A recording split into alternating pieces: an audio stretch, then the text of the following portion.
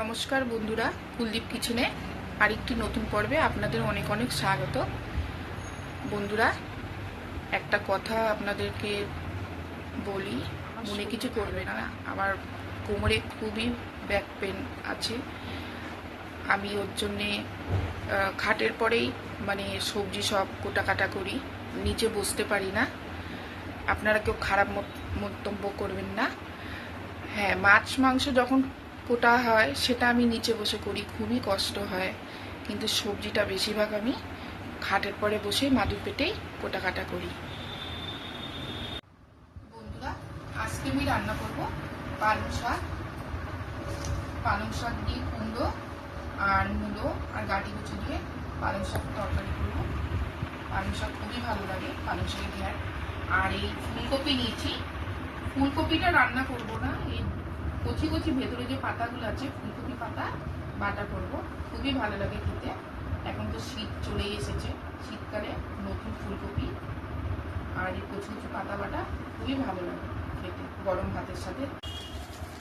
প্রথমেই ফুলকপি পাতাগুলো ছাড়িয়ে নেব।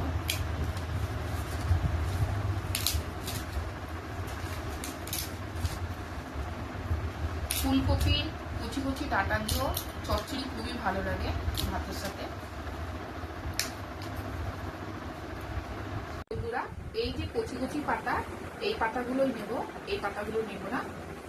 এই পাতাগুলো বাটা করা হবে, খুবই ভালো লাগে খেতে। বন্ধুরা, ফুলকপি কচি কচি মাছ পাতা এতটা বেরিয়েছে, এই পাতাগুলো সব বাটা করব, অনেকটাই হয়েছে। আর এইগুলো ফেলে দেব। ফুলকপির পাতাগুলো কুচিয়ে নেব।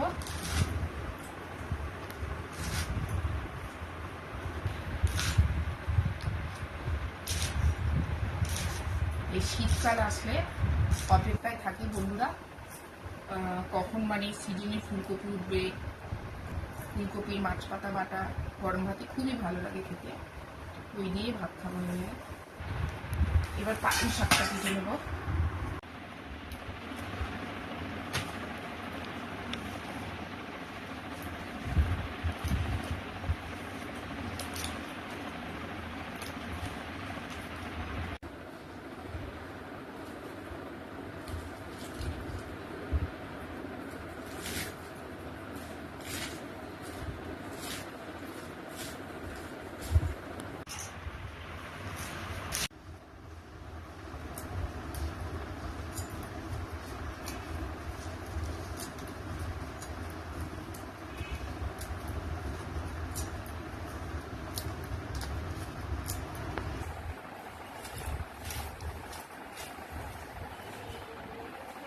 তো বন্ধুরা, কোটা কাটা সব হয়ে গেছে, পালং শাক কাটা হয়ে গেছে। আর পালং শাকের এই গোড়াও নিয়েছি কয়েকটা, চেঁচে চেঁচে পরিষ্কার করে। পালং শাকের এই গোড়াগুলো খেতেও ভালো লাগে। আর ফুলকপি কচি কচি পাতাগুলো কুচানো হয়ে গেছে, এর মধ্যে কাঁচা লঙ্কা আর রসুন দিয়ে শিলে বাটা হবে। আর পালং শাকের জন্যে যা যা সবজি দেব, কুমড়ো, মূলো, গাটি কচু, আলু আর কাঁচা লঙ্কা। আসেন, সাথে থাকেন, ভিডিওটা আপনাদের ভালো লাগবে। রান্না করা যাক। তো বন্ধুরা, কড়াই গরম হয়ে গেছে, এখন সরষের তেল দিয়ে আগে বড়ি ভেজে নেব। পালং শাকের মধ্যে বড়িও দেব।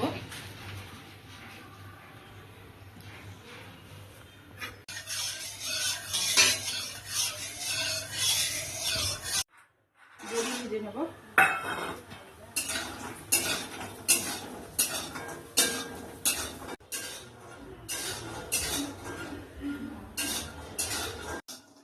লাল লাল করে ভাজা হয়ে গেছে, তুলে নেব।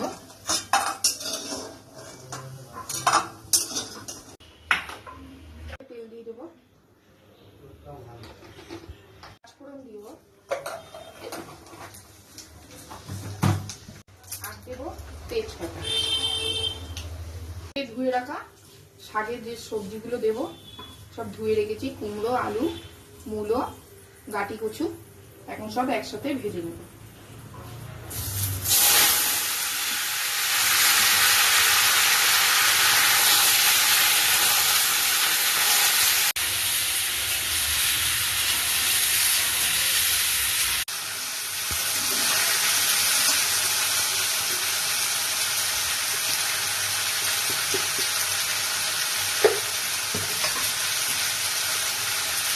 দেবো।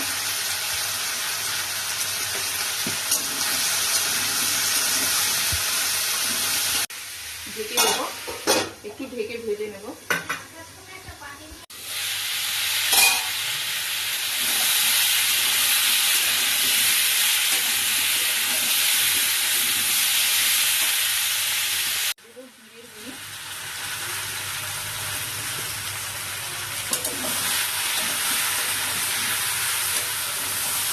কেটে ধুয়ে রাখা পালং শাক দিয়ে দেবো।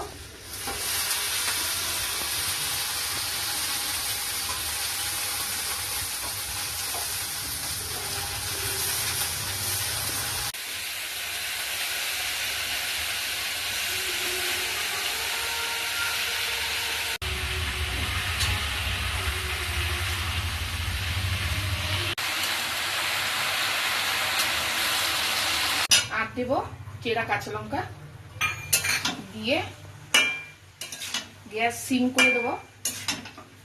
পালং শাক দিয়ে যা জল বেরোবে ওতেই পালং শাক সেদ্ধ হয়ে যাবে, আর এক্সট্রা জল দিতে হবে না।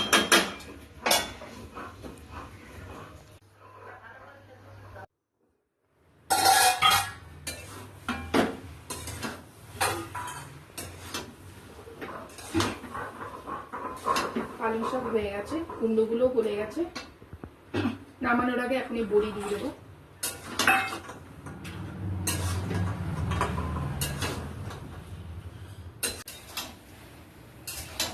নামানোর আগে চিনি দিয়ে দেবো। পালং শাক হয়ে গেছে।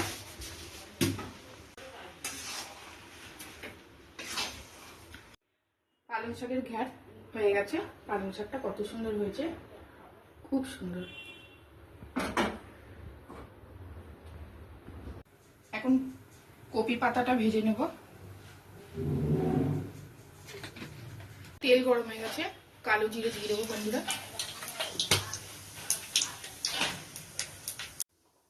কপি পাতা বাটাটা এবার দিয়ে দেবো।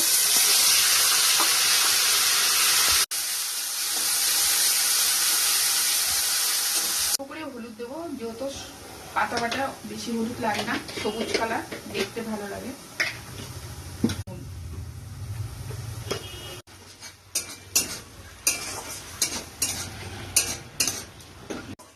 গ্যাসটা সিম করে ভাজতে হবে, একটু সময় লাগবে, যেহেতু কাঁচা পাতা বাটা। যত সুন্দর ভাজা হবে অত খেতে আস্বাদ হবে।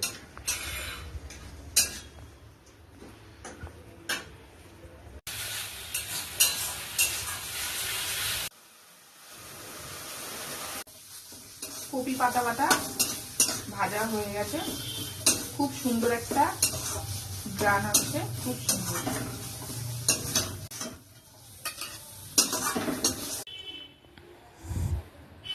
কপি পাতা বাটা হয়ে গেছে। তো বন্ধুরা, রান্না হয়ে গেছে। আজকে আমি খাবো না, আমার মা আর আমার মেয়ে খেতে বসবে, তারাই খেয়ে বলবে রান্নাটি কিরকম হয়েছে। বন্ধুরা, আমার মা এই যে খাবে, আর আমার মেয়ে।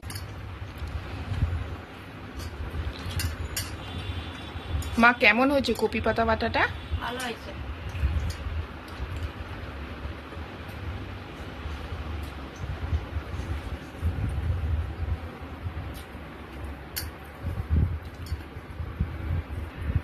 সোনা, খাও, খেয়ে বলবে কিরকম হয়েছে।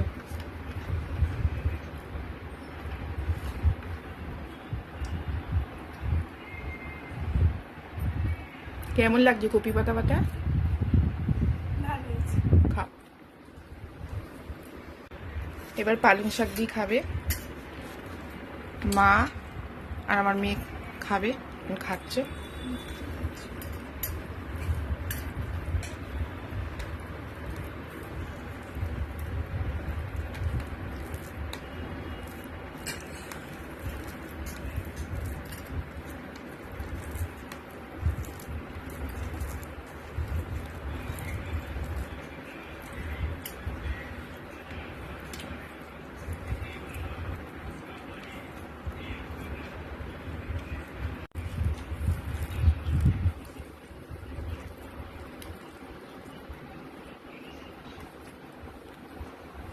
ও মা, কিরকম হয়েছে পালং শাকের তরকারিটা? খুব সুন্দর হয়েছে। ভালো হয়েছে? ভালো। ভাল লাগছে? সোনা, তোমার কি এরকম লাগছে পালং শাকের তরকারি? খাও।